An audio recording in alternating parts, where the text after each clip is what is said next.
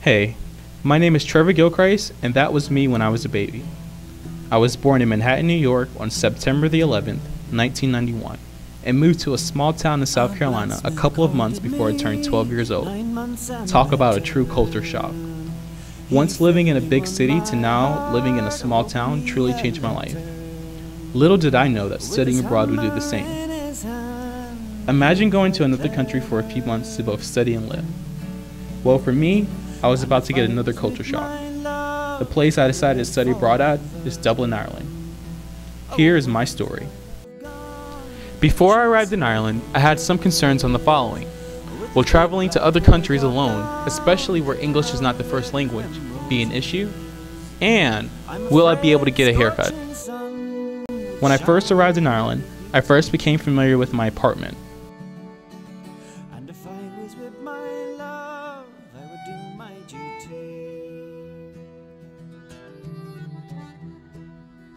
Next, I went around Griffith College, the school that I was going to be attending for the next few months.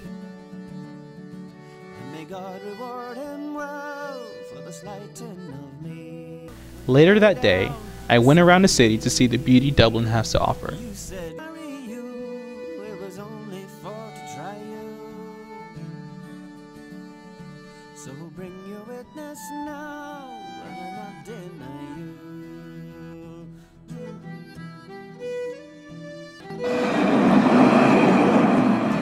Once it hit nightfall, a few of my new friends and I decided to explore the city at night by going to an Irish pub, and then ending our night by going to an Irish club to have a great time.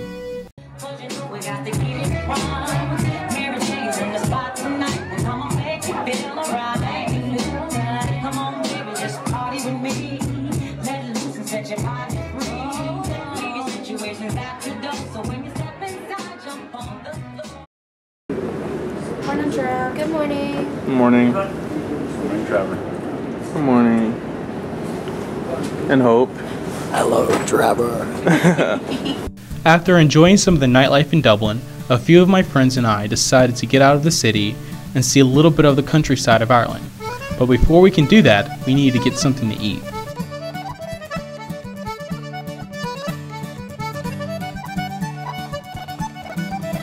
Looking at the menu, I decided to get the full Irish breakfast.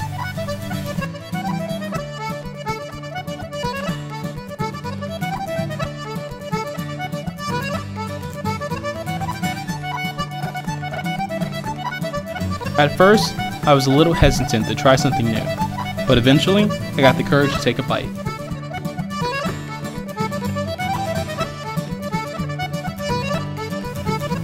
After eating breakfast, we all hopped on a double-decker bus that was going to Hope. Once there, we decided to explore the village and have some fun too. What is your impression of Hout so far? Hout is a beautiful place. Me and a few of my friends just walked down a 300-foot cliff.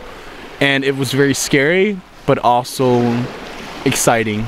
And I guess for all of us, we stepped out of our comfort zone to do it, and it was amazing. Do you think that how you've traveled this past week out of your comfort zone, do you think that you'll be more willing to travel around Europe, not just stay in Ireland? Oh yeah, Dublin? Yeah, because of this past few days, I've come to terms and realized that I can go any place in Europe and be okay.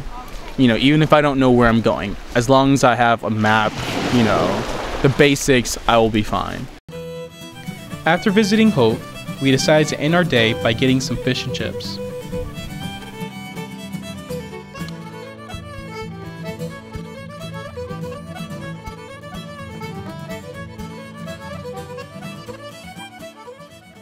After going to Hope, what I've learned is that studying abroad is not just getting to know your own host country for the few months that you're there. It is also about going to see other countries and experiencing a little bit of what people of that country may experience all the time.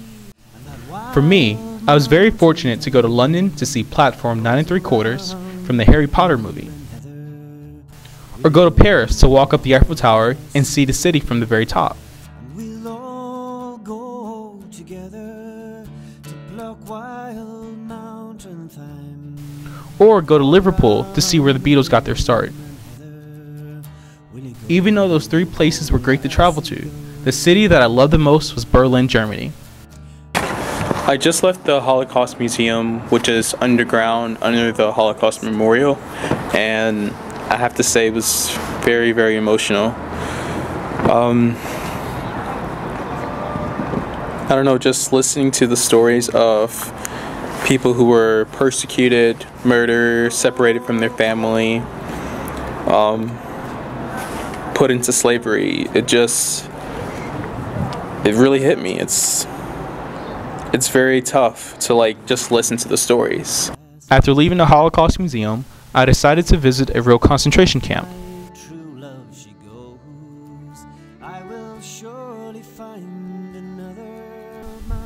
Hi, I just finished touring the Sachsenhausen Memorial and Museum concentration camp here in Germany.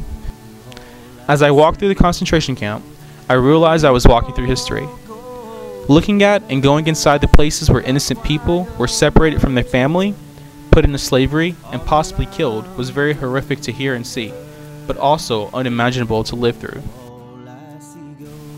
When I noticed that there was a cemetery next to the concentration camp, I decided to pay my respects to not only those who lost their life at this particular concentration camp, but to all the innocent people who suffered in life and who was killed during the Holocaust.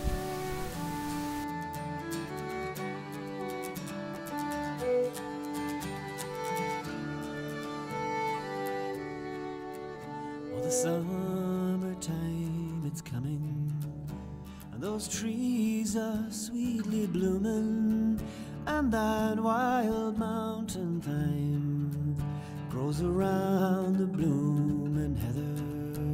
Will you go, oh lassie, go? And we'll all go together to pluck wild mountain thyme. In Ireland, you don't see a lot of black people, especially black students who study abroad. After getting to know some of my friends, I had asked them all to just tell me their thoughts on meeting a black guy. The way minorities are treated in America, or the way minorities are portrayed on television or in the media, did you have any of those perceptions or thoughts on this, Trevor? No, not really. I never thought about that. For me, it's not really important how he looks someone, or if he's black or not, or no, that was never a thing. It doesn't mean anything to me, so never thought about that. Not really. The first time I saw Trevor was in a morning class in Media Research Cultural Studies. He was talking to friends we had in common, and I remember him as always sitting in the front of the class. So pretty serious guy who wants to work. After the first time I really spoke to him was in a party probably, and it was interesting, open-minded, and I didn't pay attention really about his skin color, because in France you have many different types, like in the US, of person that's it's not the first thing it is the first thing you see in person, but you don't pay attention to it. In France or in Paris, is there a lot of race issues? Yeah, the Front National, which is the extreme part of the politics, is increasing in France because we have issues like immigration, and sometimes it's black people or Arabic people, and we have a lot of stereotypes like blacks and Arabs people are the stoller, are the dealers, and it's a big issue now because there's presidentials coming next year, and it's a big topic in France. So I've been to Paris. Yeah. And it's a beautiful city. I didn't really speak to anybody because I can't speak French. But if I wanted to live in Paris or stay really long, do you think I would, and actually meet some of the people and kind of interact with the people there, do you think I would experience any racial issues or race issues or any race tension? Depending who you're meeting. For example, if you meet people of your age you want to hang out with, it's absolutely no problem. Except if you want to certain areas in Paris which are not really open-minded to people. The Paris football club, soccer club, sorry, is known to be, well, the people who support this club are known to be pretty racist, and maybe you would have trouble with them. Okay. Otherwise, you can hang out with who you want in Paris. I just came back from Amsterdam. Oh, my head wasn't right, but when I came in, I was like, whoa. And I wasn't expecting to see you or see Trevor and Jeremy, but my first impressions was it was a black person. I wasn't expecting a black person because they're so rare here in Ireland. But I didn't know you before I'd seen you, or before I got to know you, but now that I know you now. Simple as. So like am I guess what you expected? Like, did you have any stereotypes? Yeah, I suppose I would expected you to be a small bit more crazier, kind of like American Vibe. What I've learned is race did not play an important role in my friends getting to know me. Instead, it was just me being myself.